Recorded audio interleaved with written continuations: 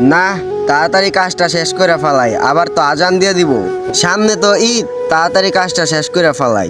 টাকারও তো দরকার, না তাড়াতাড়ি কাজ করি, না হলে তো মালিকে আমারে টাকা দিব না।